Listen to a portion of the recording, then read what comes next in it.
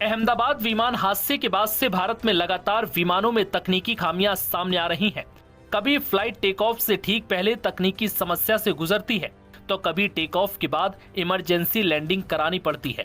इन सब के बीच अब अदीस अबाबा से मुंबई आ रही इथोपियन एयरलाइंस की फ्लाइट ET640 शुक्रवार देर रात तकनीकी समस्या से गुजरी, जिसके बाद उसकी इमरजेंसी लैंडिंग करानी पड़ी।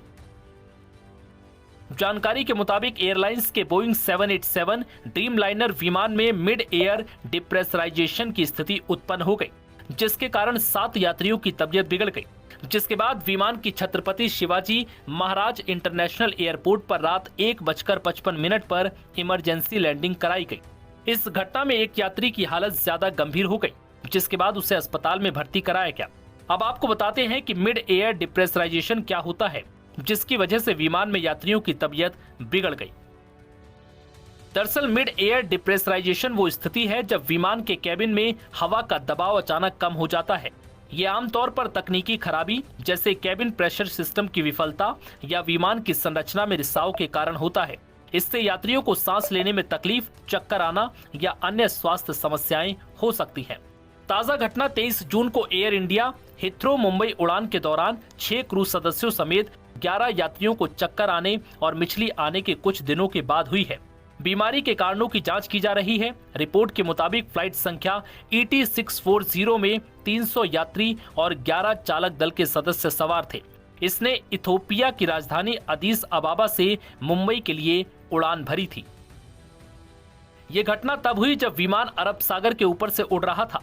फ्लाइट रडार 24 के डेटा के अनुसार ये 33,000 फीट की ऊंचाई पर था, जब कैबिन में दबाव कम हुआ और पायलटों ने तेजी से नीचे उतरकर कम ऊंचाई पर उड़ान भरी। उड़ान के दौरान विमान में कैबिन प्रेशर में अचानक कमी आ गई, जिसके कारण यात्रियों और चालक दल के बीच असुविधा और स्वास्थ्य संबंधी समस्याएं शुरू हो गई। सूत्रों के अनुसार 7 यात्रियों ने सांस लेने में तकलीफ और चक्कर आने की शिकायत की, जिसके बाद पायलट ने तुरंत इमरजेंसी स्थिति की घोषणा की और विमान को सुरक्षित रूप से मुंबई में उतार लिया। प्रभावित 7 यात्रियों को तत्काल चिकित्सा सहायता प्रदान कराई गई, जिनमें से एक यात्री की स्थिति खराब होने के बाद उसे नजदीकी अस्पताल में भर्ती कराया गया। ये घटना ऐसे समय में हुई है जब बोइंग 787 ड्रीमलाइनर विमानों की सुरक्षा को लेकर पहले से ही सवाल उठ रहे हैं। हाल ही में एयर इंडिया की एक बोइंग 787 ड्रीमलाइनर फ्लाइट जब अहमदाबाद से लंदन जा रही थी, तभी टेक ऑफ के 59 सेकंड बाद दुर्घटनाग्रस्त हो गई। इस भीषण हादसे में विमान में सवार 241 लोगों की मौत हो गई।